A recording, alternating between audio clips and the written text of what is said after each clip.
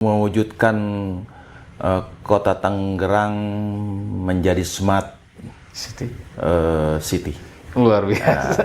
Apa smart city itu akronim? Oke. Ya, S-nya sejahtera. Iya, ya, sejahtera. itu.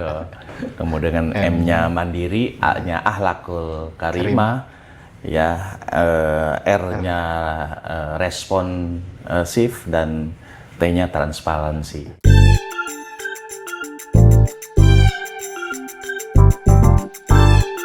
Assalamualaikum warahmatullahi wabarakatuh. Waalaikumsalam warahmatullahi wabarakatuh. Ketemu lagi sama Kang Aye dalam program Lebih Dekat Dengan. Hari ini kita akan berbincang dengan Rektor Universitas Muhammadiyah Tangerang, UMT, Bapak Dr. Haji Ahmad Amarullah, MPD. Kita langsung sapa Pak Rektor. Assalamualaikum Pak Haji. Waalaikumsalam warahmatullahi wabarakatuh. Sehat Pak Haji? Kang Adi, alhamdulillah. Alhamdulillah. Sehat juga ya? Alhamdulillah. Alhamdulillah. Ya, ya. Selain sibuk ngurusin kampus nih Pak, lagi sibuk apa lagi nih Pak Rektor?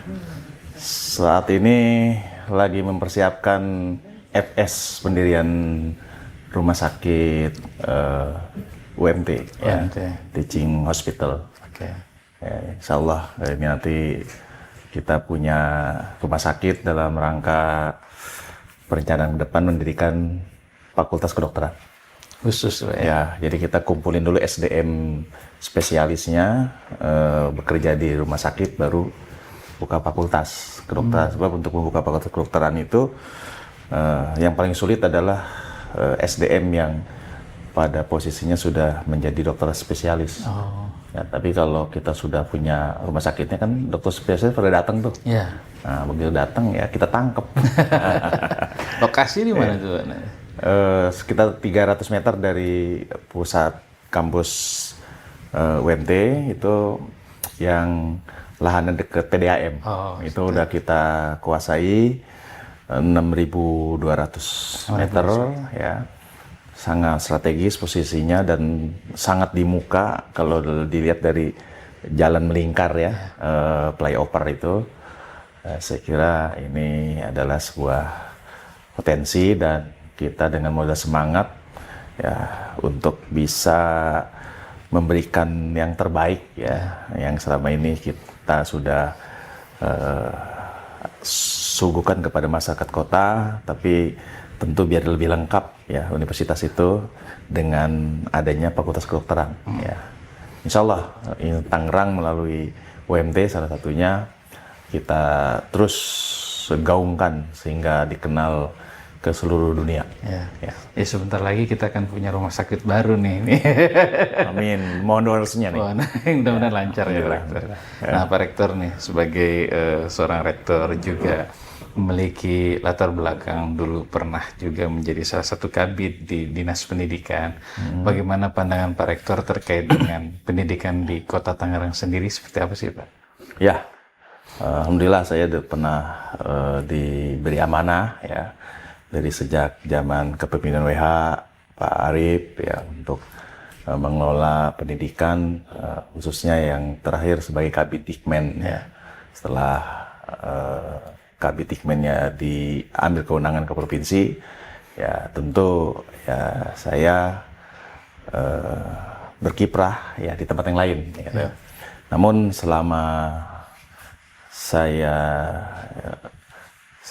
ikuti aktivitas pendidikan di Kota Tangerang, alhamdulillah cukup diperhitungkan ya, baik SD, SMP, SMA, SMK-nya ya di kancah provinsi ya. Bahkan SMA-nya sering menjuarai festival ya, olahraga ya, O2SR di tingkat provinsi ya, yang terkadang sering bersalib-saliban dengan Tangsel ya. Juara umumnya. Ya, itu artinya memang menggambarkan bahwa tingkat pendidikan di Kota Tangerang ini cukup bagus ya. Bahkan pertumbuhan IPM-nya saja ya, indeks pembangunan manusianya itu ya teratas lah, 80,98% ya. tingkat pertumbuhannya itu 0,38 di atas provinsi. Provinsi kan 0,26 ya. Tuh. Tentu ini berdasarkan data terakhir tahun 2023 yang saya baca dari laporan pemerintah ya, mungkin itu diambil dari hasil sebuah pembinaan pendidikan sesuai kewenangannya, ya, yaitu tingkat kota itu kan ngurus SD ya, dan SMP itu ya. Entah kalau kemudian SMA dicampur terakumulasinya seperti apa, itu yang belum saya dapatkan datanya ya, gitu. Tapi yang jelas kita ingin pendidikan Kota Tangerang ini ya betul-betul dilakukan ataupun dipandang sebagai sesuatu yang sangat komprehensif ya, tidak sebatas kepada kewenangan pemerintah kota hanya ngurusin SD SMP ya, padahal yang sekolah di SMA juga anak-anak Tangerang juga gitu kan. Nah, ini harus kita siasati, walaupun kewenangan provinsi, saya kira melalui skema-skema bantuan sosial, beasiswa dan lain-lain, saya kira kita harus berani ya untuk membantu ya putra-putra Tangerang untuk meningkatkan pendidikannya dari SMP, SMA, bahkan perguruan tinggi gitu. Sehingga nanti insya Allah Tangerang itu ya suatu ketika akan mendapat penghargaan sebagai pemerintah kota yang peduli terhadap pendidikan tinggi ya, itu ya. Jadi padahal kewenangannya SMP, ya SD, tapi tidak ada salahnya ya untuk juga memberi perhatian kepada warganya, pemuda-pemudanya, pemudi-pemudinya untuk studi lanjut ke perguruan tinggi dengan ya skema-skema bantuan, beasiswa dan lain-lain ya, yang nampaknya baru dimulai nih akhir ini saya dengar ya. Makanya ya harus ditingkatkan sehingga pembangunan manusia di Kota Tangerang ini akhirnya bisa menghasilkan kesejahteraan. Saya kira seperti itu. Punten ini Pak Rektor, kita flashback ke belakang nih. Sebelum di ASN Pak Rektor atau masuk di PNS ini, kayaknya aktif banget dulu di Muhammadiyah Pak ya. Ya, dan saya sebelum ASN... Kapan masuk mulai di ASN? Ya tahun 99 saat reformasi sebagai guru fisika. Guru fisika. Ya, sebelum ASN saya sempat sebagai pendiri sebuah partai ya, politik ya. Nah, saya dan aktif juga di organisasi. Alhamdulillah aktif di organisasi sampai ke provinsi sebagai sekjen KNPI ya. Di situ waktu itu ketuanya siapa Pak? Ketuanya Iman Aryadi. Wali Kota Cilegon. Wali Kota Cilegon ya. Itu.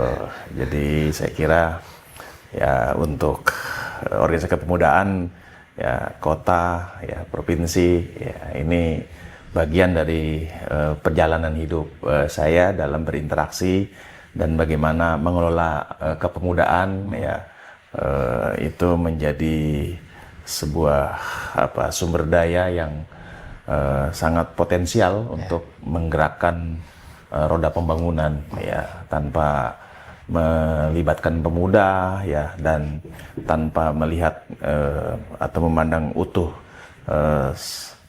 sosok pemuda ini, saya kira kita akan kekurangan ya tenaga ya, karena dengan potensi yang dimiliki anak-anak muda, apalagi saat ini kita dapat bonus ya demografi ya, di mana anak-anak muda ini ya harus diberdayakan untuk mereka bisa hidup dan berdiri di atas kaki sendiri dengan kemandirian dan kepercayaan ya diri untuk bisa bersaing. Apalagi Kota Tangerang ini kan ada di depan mata dunia melalui Bandara Soekarno-Hatta yang full ya, lokasinya ada di Kota Tangerang. Ini saya kira kalau kita nggak siapkan, kesian anak-anak kita cuma menjadi penonton orang lalu lalang ya.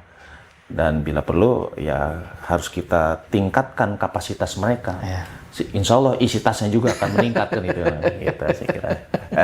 Nah, banyak yang nanya juga Pak, sebagai apa? Pak, orang manggilnya kadang-kadang kagok juga ya, Pak Amarullah tuh panggilnya Pak Uwo katanya. Itu kenapa Pak? Pak Uwo. Dikenal Bang Uwo. Bang Uwo. Ya awalnya kan orang memanggil saya agak panjang, Ahmad Amarullah ya. Dipanggil ujungnya Uloh, lama-lama jadi Uwo gitu ya. Jadi Bang Gitu, Uwo. ya, jadi kayak ada proses evolusi. Proses evolusi nomenklatur. Tapi saat itu memang kebetulan ada seorang tokoh sinetron di zaman saya masih kecil itu yang cukup terkenal, yaitu Ibu Sutinah ya, yang kemudian dipanggil Mak Uwo gitu Mak ya. Uwo, ya. Sehingga orang-orang memanggil orang tua saya itu Mak Uwo. Sama namanya ya. Iya, Uwo itu. Nggak tahu kalau Ibu Sutinah kan Ibu Sutinah, kalau dipanggil Mak Uwo mungkin di perannya kali ya. Itu memanggil nama ibu saya itu Mak Uwo, karena anaknya namanya Uwo gitu. Ceritanya begitu. Iya gitu. Dan ini statusnya Pak, ini banyak yang nanya, sebetulnya Pak Amarullah ini sudah pensiun dini atau masih status ASN? Oh sekarang masih aktif. Masih aktif. Sebagai Tidak suara. aparat sipil negara ya, dulu PNS ya, masih aktif. Dulu memang saya sebagai PNS pemerintah kota ya, yang karena saya posisinya di Dukcapil ya, setelah SMA-nya ditarik kewenangan ke provinsi, ke PNS-an saya kemudian dialih tugaskan menjadi PNS dosen. Ya, sekarang saya oleh pemerintah ya diangkat sebagai PNS dosen yang diperbantukan di Universitas Muhammadiyah Tangerang. Gitu. Jadi gajinya 2. Ya statusnya masih ASN ya. Ya. Nah kemarin seru tuh Pak, rame juga di media ini. Ada masyarakat yang inisiatif mendaftarkan Bapak ini besok nih kontestasi pilkada. Ini gimana tanggapannya Pak Amarullah terhadap inisiatif rekan-rekan yang mendaftarkan Pak Amarullah di salah satu partai? Memang jauh-jauh hari sebelum rame ini ya saya sering diundang podcast ya, bahkan diwawancara ya oleh TVRI atau teman-teman wartawan lokal ya. Itu selalu merayu-rayu ya untuk bisa maju di pilkada ya. Waktu itu Pak Arief dan Pak Sarudin belum selesai. Saya bilang, ente nanya-nanya saya wali kotanya masih ada sih, saya bilang gitu kan, diplomasinya gitu. Nah terus sampai selalu saya mengatakan ya, jawaban saya sama ya dari berbagai event yang ditanya itu adalah saat ini saya fokus ya mengelola kampus, menjalankan amanah ya yang diberikan saya untuk bisa bagaimana kampus ini menjadi world class university ya, yang berwawasan Islamik dan berbasis green industry ya, sebagai visi kita yang harus diwujudkan, nggak boleh main-main, harus full attention ya. Jadi saya kira nggak berubah saat itu, ditanya terus gitu ya. Lalu saat ini saya nggak tahu menau ya, gambar ada di mana-mana gitu ya. Saya bingung, saya bilang siapa ini yang masang gitu ya. Nah suatu ketika ada WA yang masuk ke saya nggak sebutlah namanya, saya rasakan bahwa Pak, kami masyarakat Kota Tangerang, entah dia mengatasnamakan masyarakat Tangerang itu sejumlah berapa saya nggak tahu kan, mohon untuk Pak Rektor kita pajang namanya ya. Saya bilang kok nggak ada izin ya, kata dia ya lebih baik minta maaf daripada minta izin. Saya bilang akhirnya terpampang di mana-mana. Saya bilang nanti ujung-ujungnya nagih nih, saya nggak punya duit. Enggak Pak Rektor, gratis, ini aspirasi kami gitu.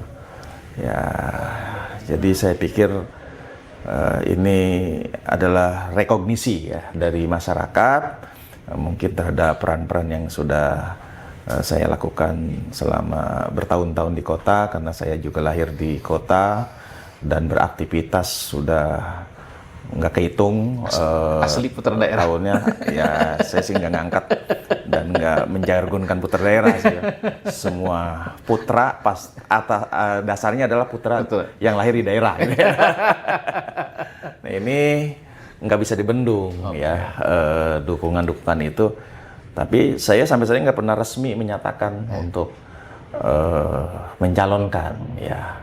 Kalau kemudian mereka terus mendesak ya, lalu partai politik ya ada yang sudah datang ke saya ke ruangan sini, ya saya pikir ya bapak-bapak saja yang maju, karena bapak-bapak sudah teruji, udah malam melintang di belantika politik Tangerang, apalagi udah jadi anggota dewan. Saya bilang kalau saya cukup menjaga moral gawang moral di kampus gitu ya, tapi terus saja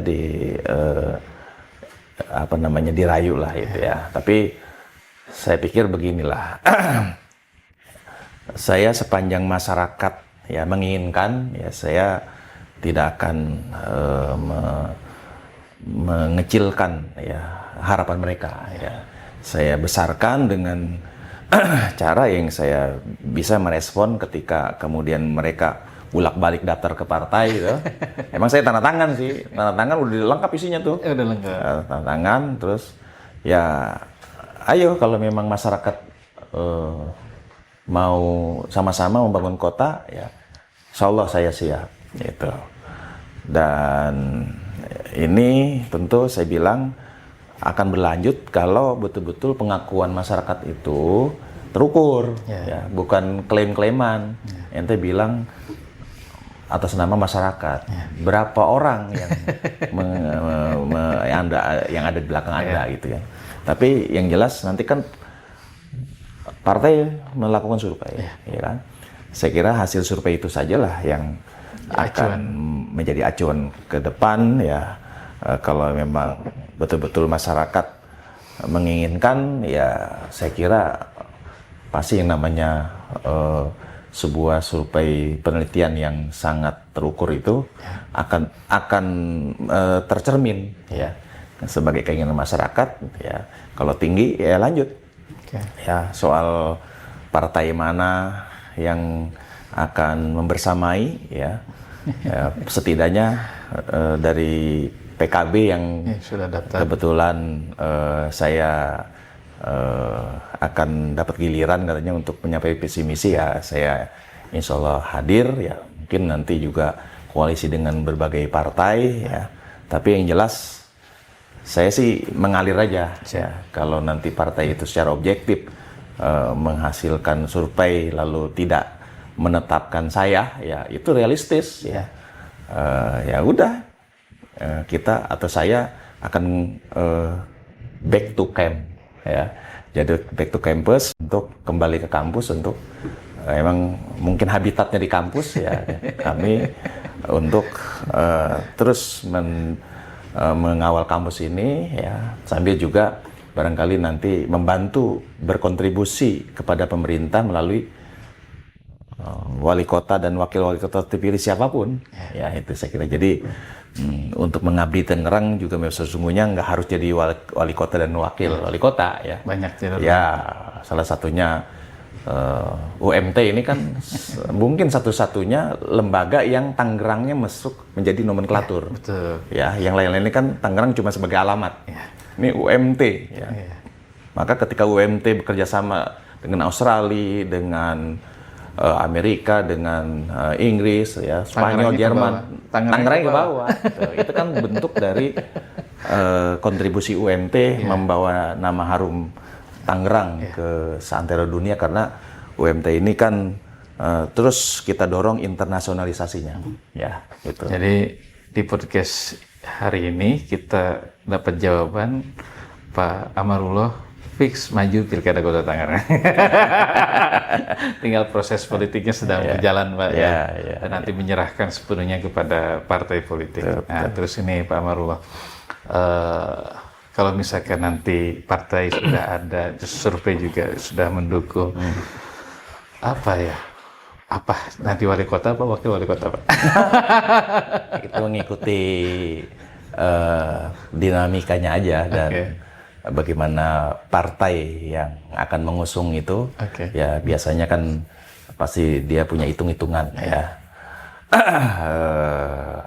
Saya mawas diri aja gitu ya, mawas diri aja. Kalau saya menyodor-nyodorkan, ya punya duit berapa lo?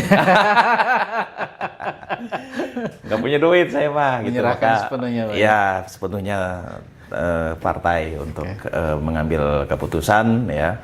Kita sami nawatuna. Terus kalau misalkan andai-andai Pak nih, yang ideal untuk berpasangan dengan Bapak, idealnya pengennya kayak gimana sih? Apa birokrat juga kan, Bapak birokrat nih sekarang? Ya memang harus ini komprehensif ya.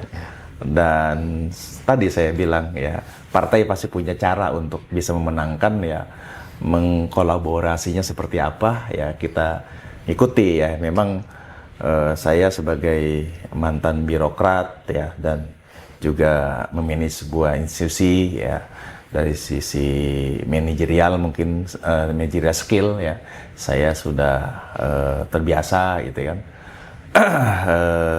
Tentu perlu juga pasangan yang memang punya kekuatan yang lain ya, kekuatan yang lain mungkin soal barangkali mereka itu punya leadership ya yang mumpuni. Jadi ada leadership, ada entrepreneurship ya, ada termasuk politisi ya, managerialship ya kan gitu.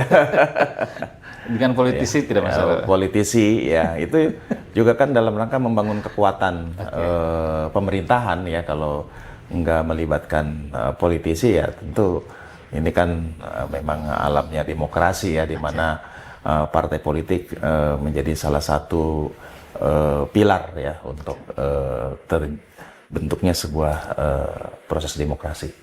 Baik, Pak Amarullah. Nah, nanti besok misalkan insya Allah Bapak maju dalam kontestasi Pilkada Kota Tangerang besok. Apa sih Pak fokus Bapak nanti untuk Kota Tangerang ini nanti ke depan seperti apa? Ya, mewujudkan Kota Tangerang menjadi smart city. Luar biasa. Smart city itu akronim. Ya, S-nya sejahtera. Iya, itu.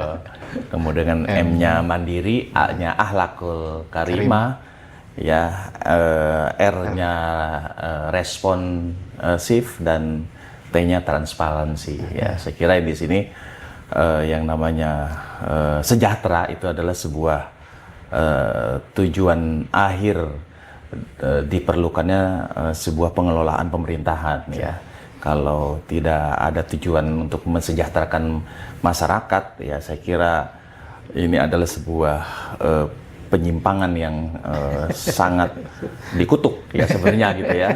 Maka harus punya komitmen, political will, ya, goodwill, bagaimana masyarakat kita menjadi sejahtera. Ya, sejahtera itu kan berarti bagaimana pemenuhan aspek kependudukannya, ya, statusnya dan sebagainya harus jelas ya.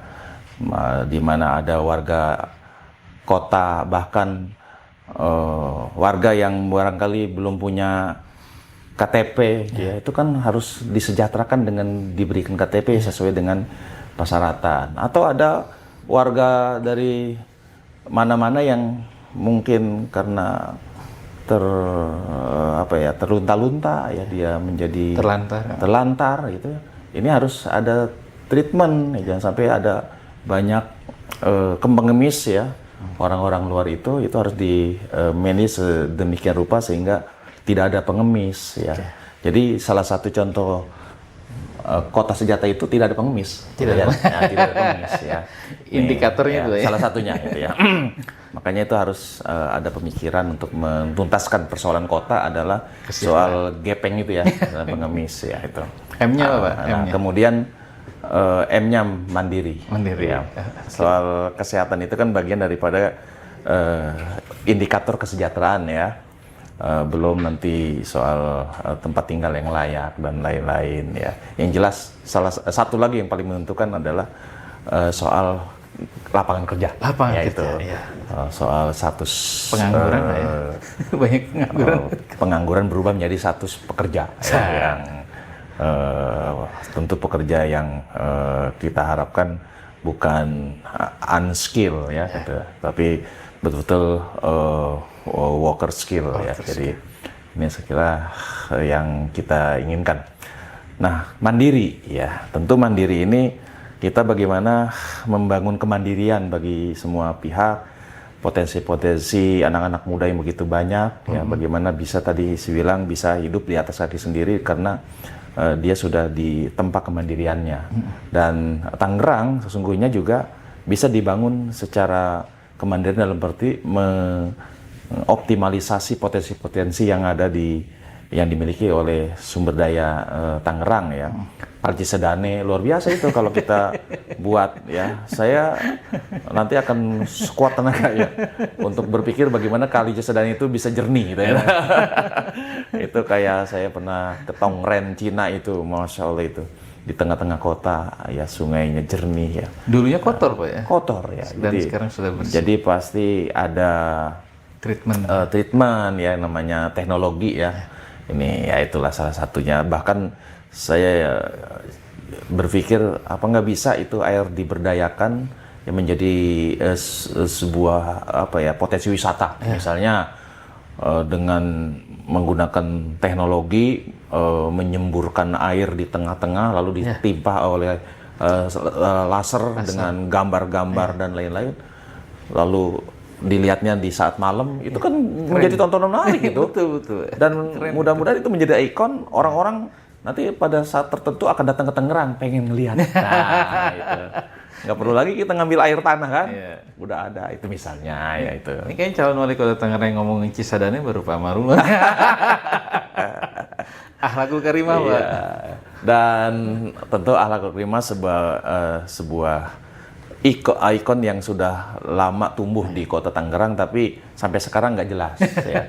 Nggak jelasnya karena ukurannya apa akhlakul karimah. Makanya saya ingin nanti akhlakul karimah itu harus digali indikator yang mengatakan bahwa sebuah penduduk bahkan seorang secara individual itu berakhlak karimah kalau memenuhi item-item apa gitu, indikator. Nah, nanti item-item itu kita bukukan menjadi buku saku. Jadi seluruh rakyat Tangerang punya buku saku itu. Ya, gitu. Sehingga ketika dia mau melakukan sesuatu yang bertentangan, ya dia punya, oh ya bertentangan nih, enggak saya lakukan itu misalnya gitu. Bahkan orang-orang yang dari luar berkunjung ke Tangerang, oleh-olehnya buku saku akhlakul karimah gitu ya. Ya tentu nanti kita buat sedemikian sehingga ada semacam buku saku ini ya sesuatu yang berbeda dengan buku-buku saku yang mungkin mereka dapat di tempat lain yang luar biasa. Nanti aspek karakter buildingnya di situ terbangun ya. Jadi orang-orang yang berkarakter di Tangerang ini. Kemudian responsif ya. Responsif ini tentu adalah bagaimana pemerintah ke depan ini sangat tanggap terhadap sebuah permasalahan yang dihadapi di kota Tangerang ini ya. Bahkan bila perlu bikin semacam area ya, kita tetapkan apakah dekat Pemkot itu taman aspirasi. Taman aspirasi. Ya. Udah ada belum taman belum aspirasi? Ada sekarang Pak, nanti kita siapkan di situ. Dari mahasiswa yang baru demo jangan kemana-mana, di situ aja. Nanti wali kotanya datang di situ, gitu ya. Siap disidang di situ. Gitu. Dan tentu tidak hanya mahasiswa, masyarakat dan lain-lain. Dan siap berhadapan Pak ya. Berhadapan, nanya apa yang diinginkan, ya kan? Nanti kan kita tampung tuh. Nanti kita buat semacam ketentuan dari sekian daftar keinginan. Kan nanti kita akan proses menjadi daftar kebutuhan. Nah, daftar kebutuhan itulah yang kemudian kita masukkan ke program-program yang berjalan memperkuat visi misi yang sudah dibangun. Jangan di demo malah ngilang, Pak ya. Iya, justru itu malah menimbulkan masalah baru kan. Padahal kalau udah ketemu masyarakat juga merasa dihargai, bahkan dia lupa dengan letupan emosinya, malah pengen foto bersama kan. Kemarin sampai orasi juga Pak ya, Palestina. Ikutan juga. Iya, itu panggilan ya. Terakhir Pak. Yang terakhir transparansi. Transparansi ini tentu sebuah komitmen untuk menghasilkan good governance. Ya.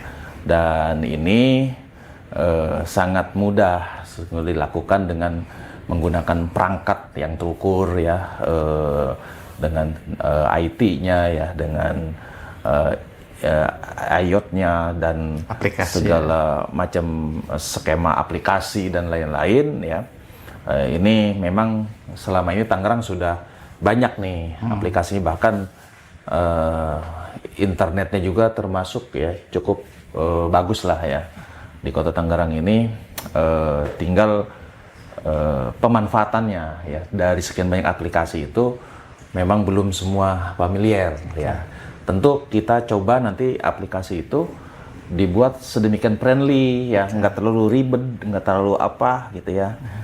Sambil ngedakom juga dia bisa apa gitu. Bahkan ada sebuah platform yang bisa berkomunikasi real time dengan wali kota ya, di mana saja gitu untuk menyampaikan aspirasi, nggak harus melalui TikTok misalnya kan, dengan sistem yang sudah disiapkan. Bahkan penganggaran dan lain-lain semuanya harus dibuka ya, dibuka ya di aplikasi itu ya, sehingga anggaran per item dan angka berapa itu masyarakat bisa tahu ya. Walaupun sekarang juga sesungguhnya ada di salah satu platformnya ya. Cuma bagaimana cara membukanya itu masyarakat yang belum tahu, sehingga cuma kelompok tertentu saja yang tahu. Biasanya kelompok tertentu itu yang pada mau ikut lelang kan itu ya. Masalah awam nggak tahu ya bagaimana tuh biaya pendidikan di Kota Tangerang ya, mengaksesnya itu. Jadi bagaimana mereka dimudahkan dalam mengakses ya, sehingga dia mendapatkan aspek transparansi ya pengelolaan di Kota Tangerang ini. Saya kira seperti itu. Ini keren banget, ternyata Pak Amarullah sudah berpikir jauh ke depan, sudah menyiapkan Smart City, kota cerdas. Ternyata ada akronimnya Smart itu. Keren banget ini, udah siap kayaknya segala sesuatunya. Tinggal nunggu koalisi partainya saja ini yang akan mengusung nanti, dan tidak ada masalah T1 maupun T2 Pak ya. Nah terus terakhir ini Pak Rektor, kenapa harus Pak Amarullah? Saya kalau ditanya seperti itu jawabnya terlalu subjektif ya sebenarnya gitu. Tapi sebenarnya dari perspektif ya akademis ya, bahwa tampilnya rektor itu untuk menggambarkan bahwa kampus itu bukan Menara Gading ya gitu. Tapi memang jangan asik dengan dunianya sendiri tanpa bagaimana lingkungan sekitar ya. Maka dengan itu saya harus buka akses. Aksesnya lewat apa ya? Salah satunya ya lewat dinamika politik yang ada ya, menyampaikan pemikiran-pemikiran ya, kita bisa berdebat dan lain-lain.